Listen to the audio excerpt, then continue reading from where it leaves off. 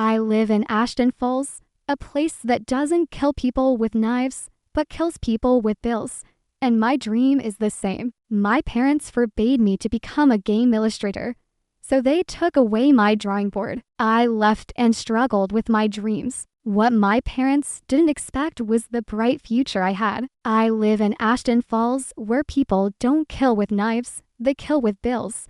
And so do my dreams. My parents forbade me to become a game illustrator, so they took my drawing board. But what they didn't expect was what I would become in the future. The air in Ashton Falls always tasted faintly of rust and resignation. It clung to the back of your throat, a metallic tang that mirrored the landscape brick buildings weeping orange streaks down their sides. Chain link fences guarding empty lots where factories once hummed, the skeletal remains of industry silhouetted against perpetually overcast skies. It was the kind of gray that seeped into your bones, a constant, low-level chill that had little to do with the actual weather. Our house, a small two-story clapboard on a street lined with identical houses, bore the marks of this pervasive grayness, despite Mom's relentless efforts. The paint peeled in stubborn patches, the porch steps groaned underfoot, and inside, the scent of boiled cabbage and my father's work boots mingled with the faint aroma of lemon polish. It was clean, meticulously so,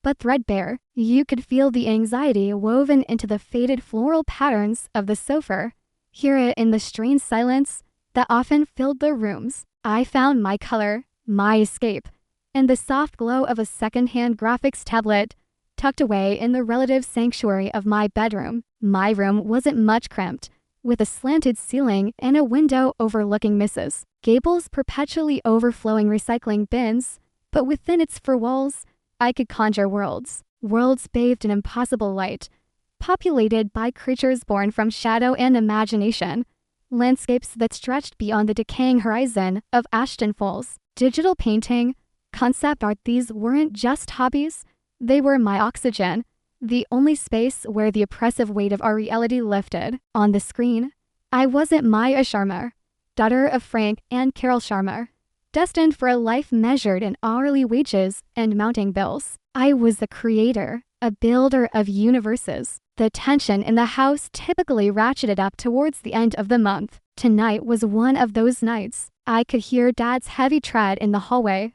the sigh that escaped him as he sank into his armchair in the living room. Frank Sharma, my father, a man built like the construction sites he worked on, solid, weathered, prone to silences that felt heavier than any shout. He used to work at the steel mill, like his father before him, but that closed down years ago. Now, it was contract work, whatever he could get, hauling drywall, framing houses, coming home coated in dust, his face etched with a fatigue that went deeper than muscle ache. It was the weariness of uncertainty. In the kitchen, Mom, Carol Sharma, was probably sitting at the small formica table, tallying up her tips from the diner. Her sighs were different from Dad's, sharper, laced with a nervous energy. She'd smooth out the dollar bills, stack the coins, her lips moving silently, the lines around her eyes deepening with each calculation. She worried constantly, knots of anxiety tightening in her stomach over gas prices,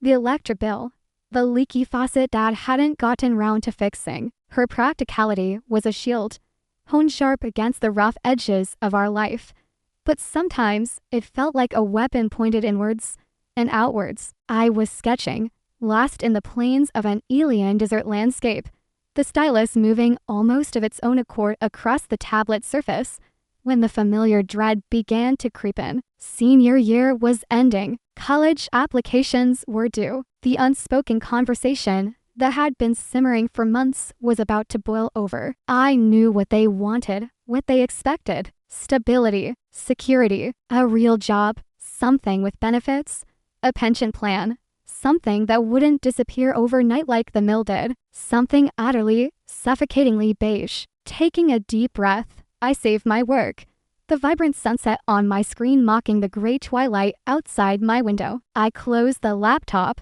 the soft click echoing too loudly in the small space. My heart hammered against my ribs, a frantic bird trapped in a cage. This was it. I had to tell them. I couldn't keep pretending I was researching nursing programs. I walked downstairs, each step a conscious effort. The smell of simmering stew hung heavy in the air. Dad was staring blankly at the local news blaring from the old television set, a can of cheap beer resting on the arm of his chair. Mom was at the table, just as I'd pictured, a small pile of coins and crumpled bills before her. She looked up as I entered, her expression already wary. "Dinner's almost ready, Meyer," she said, her voice attempting a lightness it didn't possess. "Mom, Dad," I started, my voice thinner than I wanted. I cleared my throat. "I need to talk to you about college applications." Dad grunted, his eyes still fixed on the screen, but I knew he was listening. Mom put down her pen,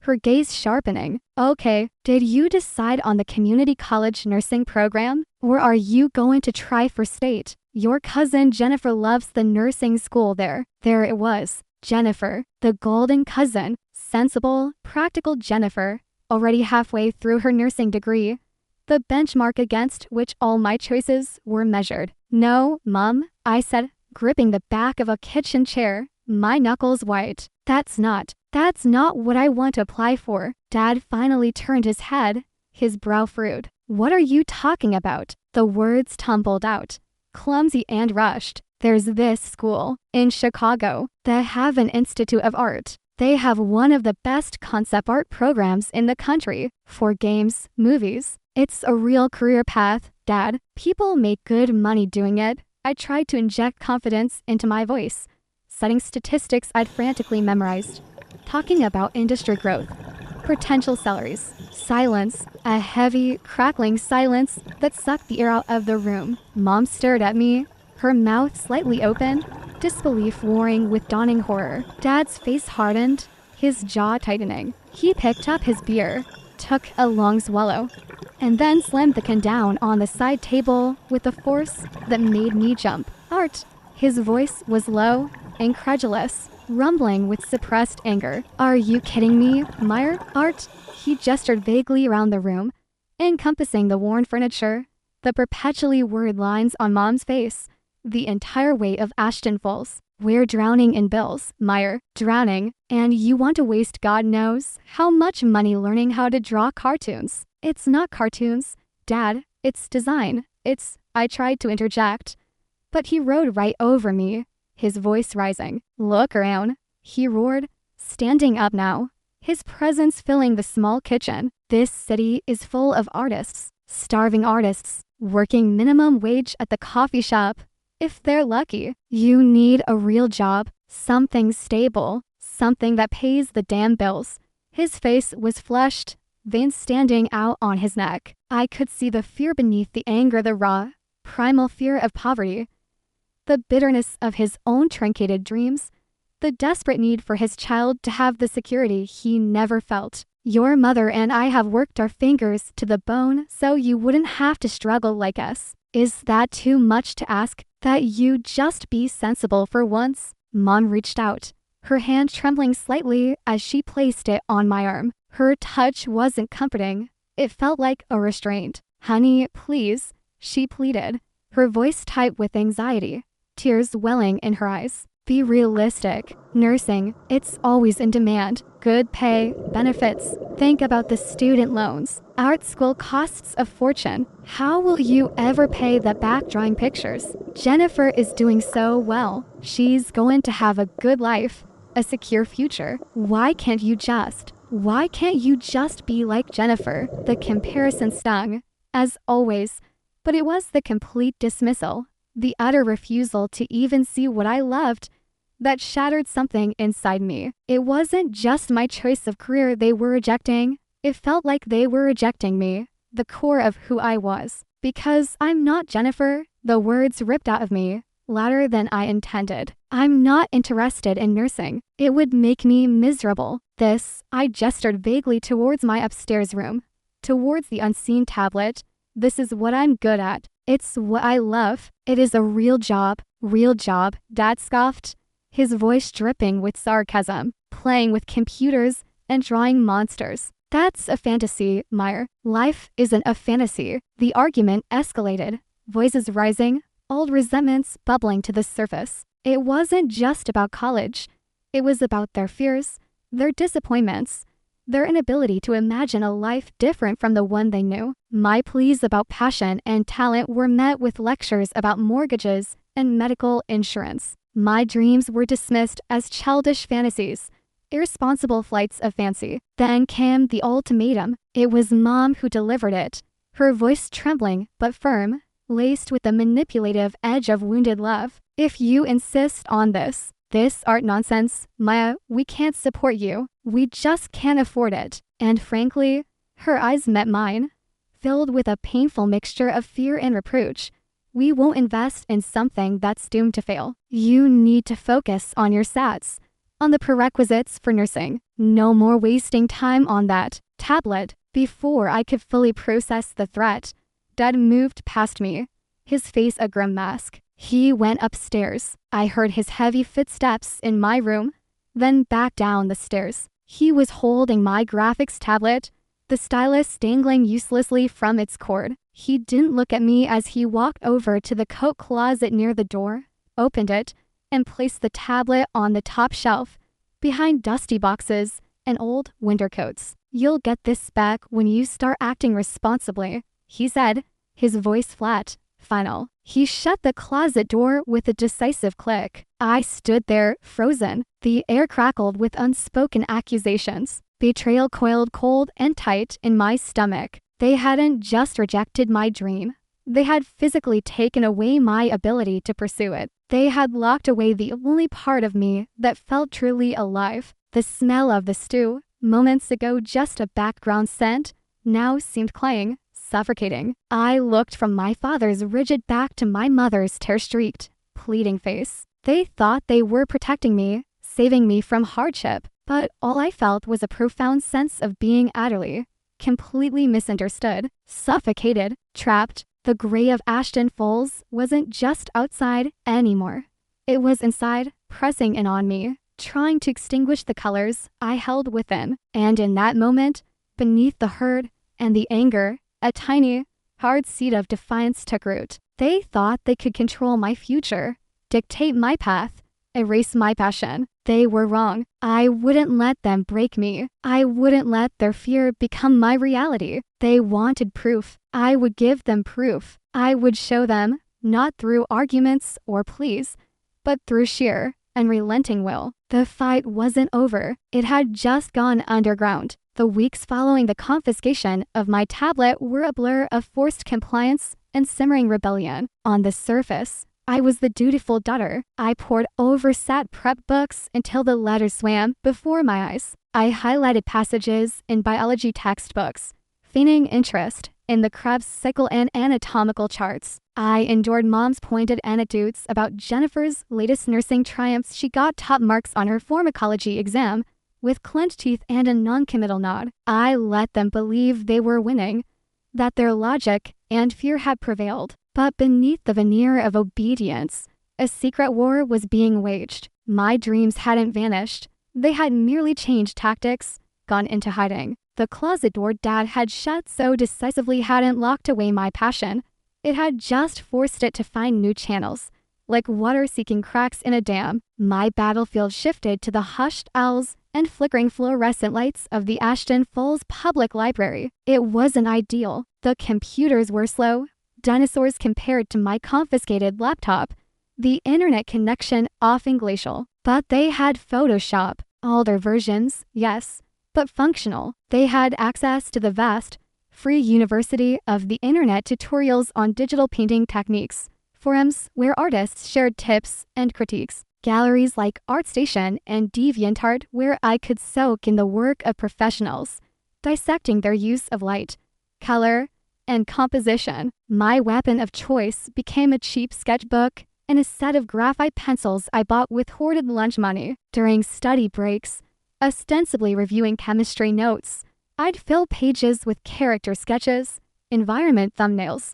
weapon designs. Late at night, huddled under my blankets with my phone's flashlight app casting long shadows on the page, I'd refine them. I couldn't paint digitally. Not yet. But I could design. I could conceptualize. I could keep the creative muscles from atrophying. I took photos of my sketches with my phone, uploading them to a secret cloud drive, building a portfolio piece by painstaking piece. The library became my haven and my covert operations base. I learned the librarian's schedules, the peak hours, the quiet corners where I could work relatively undisturbed. I taught myself the basics of Brush, a 3D sculpting program, watching tutorial after tutorial, practicing with the clumsy library mouse until my wrist ached. It was slow, frustrating work. Progress felt incremental, agonizingly so. Doubt was a constant companion, whispering insidious questions in the back of my mind. Are they right? Is this just a foolish dream? Can you really do this? But the memory of Dad's dismissive scoff, Mom's fearful tears, the cold finality of that closet door fueled me. Every line drawn, every tutorial watched, every frustration overcome was an act of defiance. It wasn't just about art anymore. It was about proving my own worth, reclaiming my own narrative from the one they tried to impose on me. Money was the next hurdle. Application fees, portfolio submission fees. The dream of reclaiming my digital tools, it all required cash I didn't have. Arguing with my parents was futile. They made their stance clear. So I entered the murky world of online micro gigs, designing cheap logos for dubious startups, creating simple banners for websites that looked like they were built in 1998, retouching photos for pennies. It was soul-crushing work at times, churning out uninspired graphics that felt miles away from the imaginative worlds I longed to create. But each dollar earned was a small victory, a tangible step towards my goal. I opened a separate bank account, funneling every cent into it, guarding its existence like a state secret. Help arrived from an unexpected quarter. Mr. Henderson, my high school art teacher, was a quiet man with paint permanently stained under his fingernails and a weary understanding in his eyes. He'd seen countless students with sparks of talent pass through his classroom, only to have those sparks extinguished by the harsh realities of places like Ashton Falls. He'd noticed my withdrawal, the absence of the digital pieces I used to shyly show him. One afternoon, after class, as I was packing up my meager sketchbook, he stopped by my desk. "Meyer," he said softly, his gaze kind. "Everything all right? Haven't seen much of your digital work lately." Hesitantly, I told him, not everything, not the full extent of the family drama, but enough about the pressure, the confiscated tablet, the secret library sessions. He listened patiently, his expression unreadable. When I finished, he nodded slowly. "Talent like yours needs nurturing, Meyer, not stifling," he said, his voice firm. "Fear makes people do short-sighted things. Your parents, they're scared, but that doesn't make them right." He paused, then leaned closer. "Look, the school computers are off limits after hours, officially, but the art room Macs have the software you need." And sometimes he gave me a small,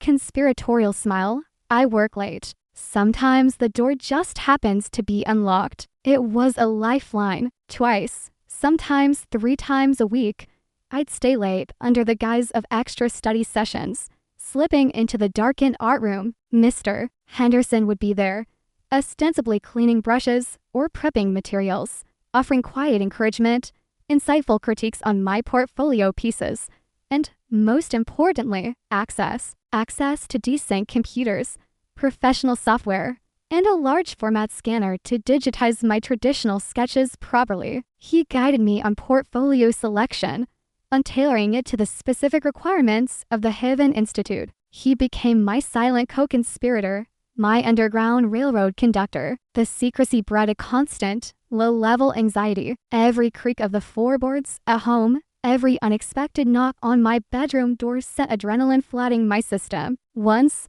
Mom came home early from her shift, finding me hunched over the family computer long after I was supposed to be asleep, frantically minimizing a browser window filled with brush tutorials. "Meyer, what are you doing up?" Her voice was sharp with suspicion, exhaustion making her irritable. Just researching," I stammered, my heart pounding. Nursing program requirements. Online. She peered at the screen. Her eyes narrowed. Looks complicated for nursing, she muttered. But she was too tired to press the issue. She just sighed, told me to get to bed, the unspoken disappointment hanging heavy in the air. The close call left me shaking. The near exposure a stark reminder of the tightrope I was walking. Another time, a thick envelope arrived addressed to me. I recognized the Heaven Institute logo in the corner instantly. My stomach plummeted. Dad picked up the mail that day. He stood in the hallway, frowning at the unfamiliar return address. "What's this?" he asked, holding it out. "Looks fancy. Probably just junk mail," I said, snatching it quickly, my hand trembling slightly. Colleges send stuff all the time. I shoved it into my backpack. Before he could look closer, my heart racing. It was just information, a prospectus I'd requested months ago. But the potential for discovery was terrifying. Slowly, painstakingly, I saved enough money. First, for the application fees, clicking submit on the online forms, uploading my carefully curated portfolio, felt like launching a message in a bottle into a vast, indifferent ocean. Then, through a combination of micro gigs and saving every penny from a weekend job bagging groceries, a job my parents approved of, I finally scraped together enough to buy a used, slightly battered graphics tablet from an online marketplace. It wasn't new, it wasn't fancy, but it was mine. Setting it up in the dead of night, the glow of the screen illuminating my determined face, felt like reclaiming a vital part of myself. Then, one rain-slicked afternoon in early spring, another envelope arrived, thicker this time, official-looking, bearing the Heaven Institute's insignia. My hand shook so badly I could barely open it. I retreated to my room, locking the door behind me, my breath catching in my throat. "Dear Ms. Sharma," the letter began, "it is my distinct pleasure to inform you of your acceptance to the Haven Institute of Art for the fall semester, entering the concept art and digital illustration program." I scanned the lines, my eyes blurring. Accepted. They had accepted me. And then, the next paragraph.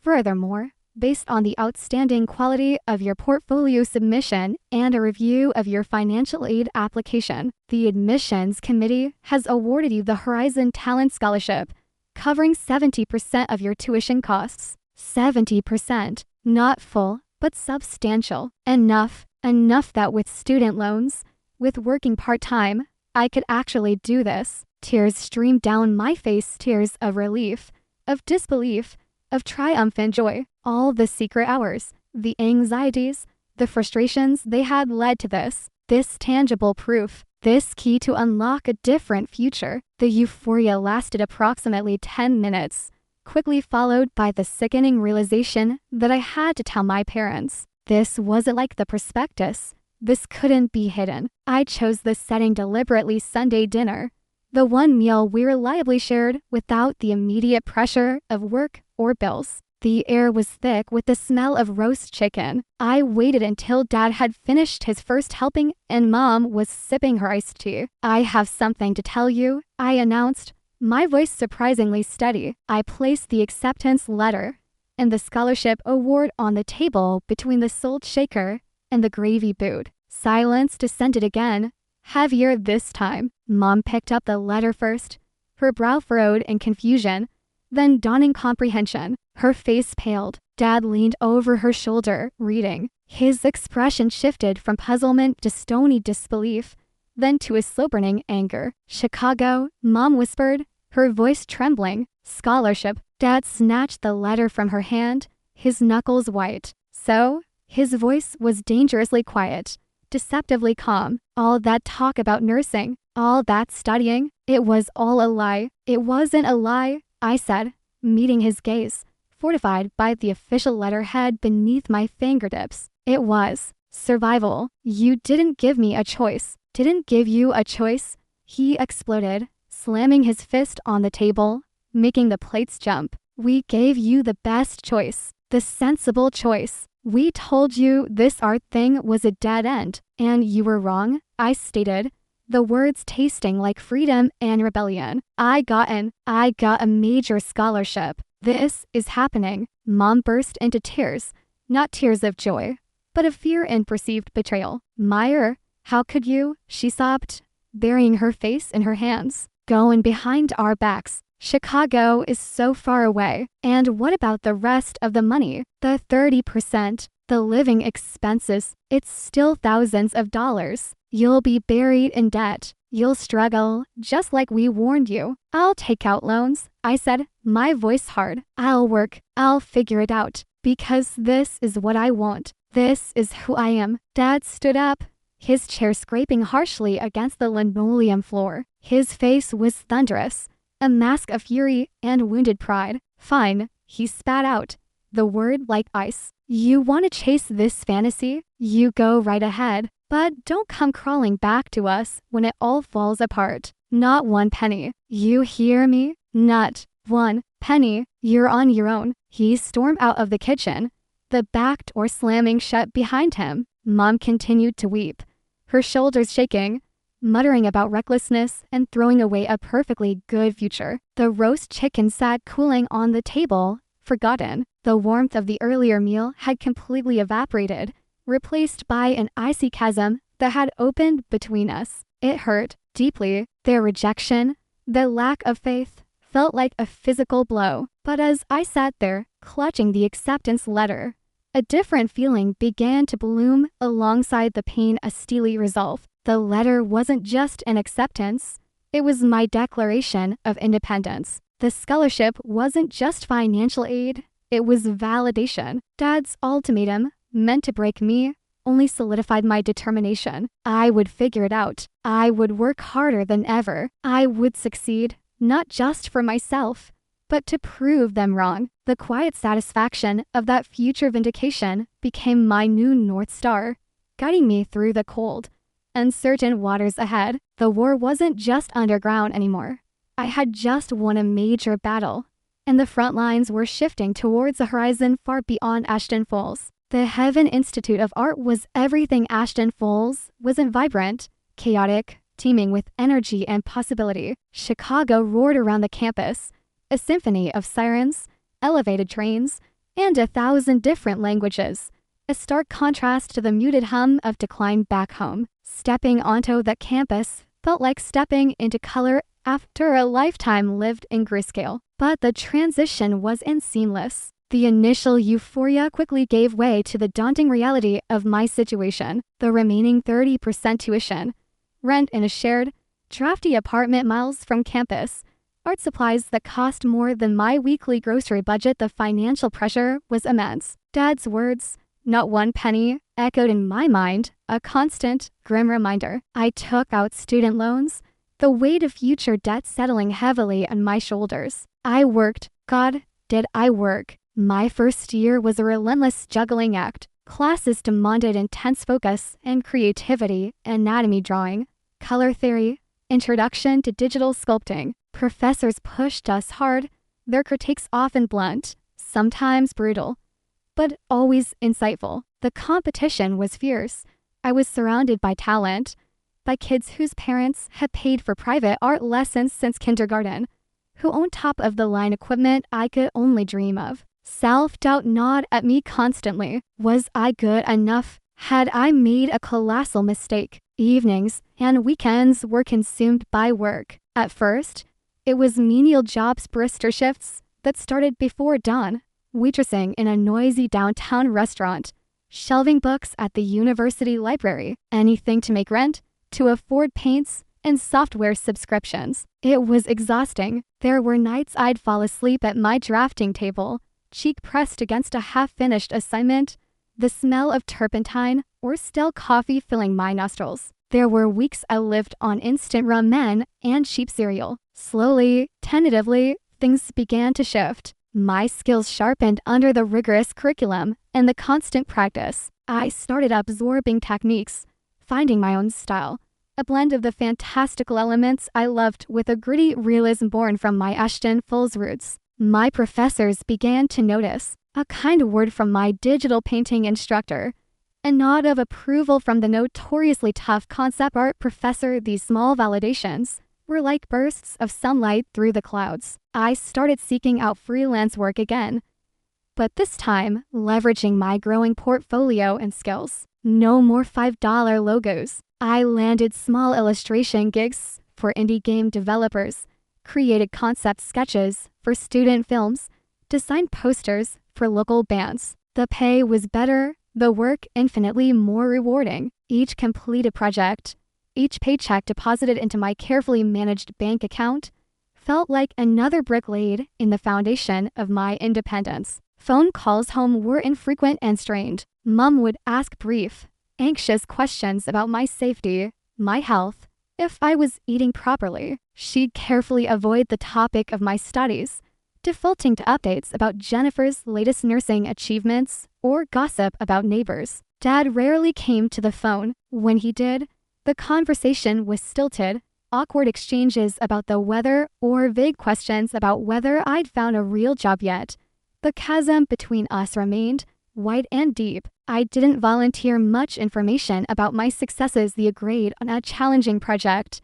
The piece selected for the student gallery show. It felt pointless, like trying to describe color to someone who only saw in gray. Their disapproval was a constant, low hum beneath the surface of our interactions, and my pride prevented me from seeking the validation they were unwilling to give. Occasionally, news of my progress trickled back to them through the grapevine, a proud aunt mentioning my name being on the dean's list, a snippet shared on social media by a distant relative who'd seen my work online. I learned later, much later, that Dad had quietly bookmarked the online gallery for the student show I'd participated in, that Mom had hesitantly asked Jennifer what concept art actually entailed. Their rigid certainty was, perhaps, beginning to erode, replaced by a hesitant curiosity, a flicker of doubt about their own pronouncements. They saw Jennifer, secure in her nursing career, but also complaining about grueling shifts and difficult patients. They saw other kids from Ashton Falls, kids who'd taken the sensible path, stuck in dead-end jobs or struggling with their own forms of disillusionment. Maybe, just maybe, the definition of stability wasn't as clear-cut as they'd always believed. My final year at Haven was a whirlwind. I poured everything I had into my thesis project, a portfolio showcasing a fully developed world concept for a hypothetical video game, complete with character designs, environment paintings, and prop sketches. It was ambitious, exhausting, and exhilarating. I landed a coveted internship at a mid-sized animation studio during my last semester, working grueling hours, learning the pipeline, making connections. The pressure was immense, but for the first time, I felt like I was truly part of the industry, not just an outsider looking in. Then came the email that changed everything. Vortex Games, one of the biggest names in the industry, creators of legendary titles I'd grown up playing. They were recruiting entry-level concept artists. I submitted my portfolio, my heart pounding, trying to temper my hope with a healthy dose of realism. The interview process was intense, multiple rounds, art tests, interviews with lead artists, and art directors. Each step felt like leveling up in a brutal boss fight. When the final call came, offering me a position as a junior concept artist, complete with a starting salary that made my eyes water, full health benefits, dental, vision, a 401k, all the markers of stability my parents worship, I almost dropped the phone. I had done it. Against all odds, against their fears and pronouncements, I had carved out the future I wanted. The starving artist cliche they'd clung to felt like a distant, ridiculous myth. I was standing on my own 2 feet, financially independent, doing the work I loved, the work they had dismissed as drawing cartoons. It took me a few months to decide to go back to Ashton Falls for a visit, not because I needed their approval anymore. I had validated myself, but because some part of me needed closure, needed to bridge the gap, even if the foundations were built on new ground. Pulling up to the familiar clapboard house felt strange. It looked smaller, grayer than I remembered. I walked up the groaning porch steps, my confidence stride a stark contrast to the hesitant steps I'd taken down those same stairs years ago. Acceptance letter clutched in my hand. Dinner was awkward. The initial greetings were stiff, polite. Mom fussed over the food, asking too many questions about my apartment in Chicago, carefully skirting the topic of my job. Dad was quiet, observing me with an unreadable expression. The old tension was still there, a ghost at the table, but it felt different now. The power dynamic had shifted. I wasn't the rebellious teenager seeking permission anymore. I was an independent adult, living a life I had built myself. We ate in relative silence for a while, the clinking of forks against plates the loudest sound. Then Dad cleared his throat. He'd had a couple of beers. His usual reticence slightly loosened. He looked down at his plate, then across at me, his gaze direct but slightly uncomfortable. So he began, his voice gruff, hesitant. Carol tells me you got a job at that video game place, Vortex Games. Dad, I corrected gently. Yes, I started a few months ago. He nodded slowly, fiddling with his fork. Right, Vortex. He took another sip of beer. Well, he hesitated, searching for words. Seems that drawing stuff of yours, it actually pays the bills. Huh? He glanced up, a flicker of something surprise, grudging respect in his eyes. Good benefits and all that. Yes, Dad, I said, keeping my voice even. Good benefits, health, dental, retirement plan, the whole package. He grunted, looking away again. There was a long pause. Then, quieter, almost mumbling, maybe I was too hard on you back then. Didn't understand it. Your mother and me, we just saw the risks. It wasn't exactly an apology, not the effusive kind, but coming from Frank Sharma, it was monumental. It was an admission, cloaked in his usual gruffness, that he might have been wrong. It was the crack in the dam I never thought I'd see. Mom reached across the table, her eyes glistening with tears. She placed her hand over mine. Her hand was still worn from years of waitressing, but the touch felt different now, less like a restraint, more like a tentative bridge. We're proud of you, Meyer, she whispered, her voice thick with emotion. Really, we were just scared you'd struggle like us. Scared you wouldn't be okay. A tear escaped, tracing a path down her cheek. I'm sorry, she added, her voice cracking. I'm sorry we didn't trust you. A complex mix of emotions washed over me. The old hurt was still there, a faint scar tissue beneath the surface. But alongside it was a profound sense of peace, a quiet, deeply satisfying vindication. It wasn't a gloating triumph.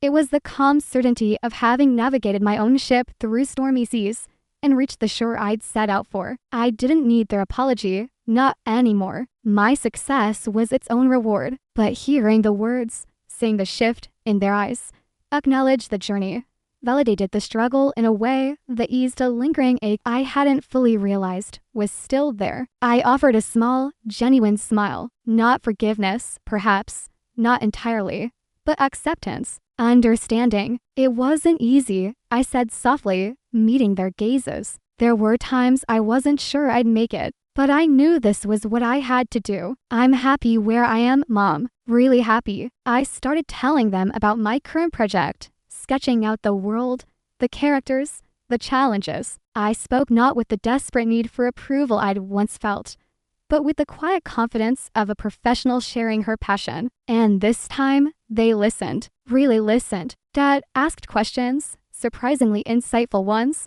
about the software I used. Mom marveled at the artwork I showed them on my phone. The fear in their eyes was replaced by a hesitant curiosity, a dawning respect for this world they hadn't understood. The studio at Vortex Games hums with a creative energy that still thrills me every morning. Sunlight streams through the large industrial windows, illuminating walls covered in concept art, storyboards, and digital screens displaying worlds yet to be born. My workstation is a controlled chaos of monitors, a high-end graphics tablet that feels like an extension of my own hand, reference books, and sketches. I'm sketching a new character, a roguish space pirate with bioluminescent tattoos, lost in the flow of creation, the stylus dancing across the screen. My phone buzzes on the desk, a video call notification. It's Mom and Dad. I smile and answer. Their faces appear, framed by the familiar, slightly faded floral wallpaper of their kitchen. Hi, honey. Mom beams, her worry lines seeming softer these days. Just checking in. How's the new project going? Your father was asking about that. That space lady you were drawing. Dad leans into the frame, looking less weathered, a genuine interest in his eyes. Yeah, the one with the glowy tattoos. How do you make them look like they're actually glowing on the screen? I laugh, leaning back in my chair. The vast, bright studio behind me a testament to the journey. It's all about layers and lighting effects. Dad, let me show you. As I start explaining ambient occlusion and emission maps, I realize the true nature of my vindication. It wasn't just about proving them wrong or achieving financial stability on my own terms. The greatest I told you so wasn't a spoken phrase, but the simple fact of my life.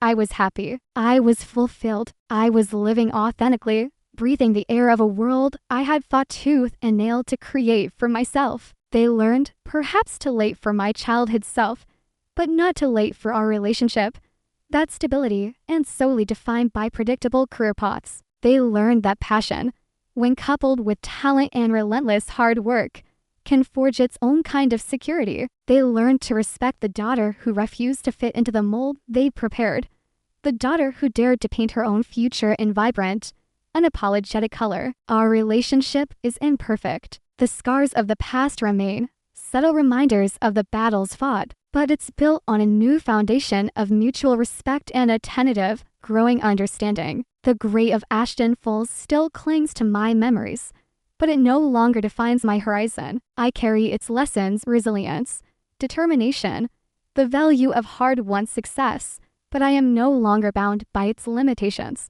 The most profound stability comes not from conforming to external expectations or choosing the path deemed safe, but from having the courage to pursue your own passion, to trust your own talent, and to relentlessly build the life that resonates with your truest self. Vindication isn't about proving others wrong. It's about proving yourself right on your own terms. And that quiet, internal certainty is the most satisfying success of all. How do you find today's story? Leave a comment below. If you like this video, please like and share. Especially don't forget to subscribe to the channel so you don't miss our interesting and exciting stories.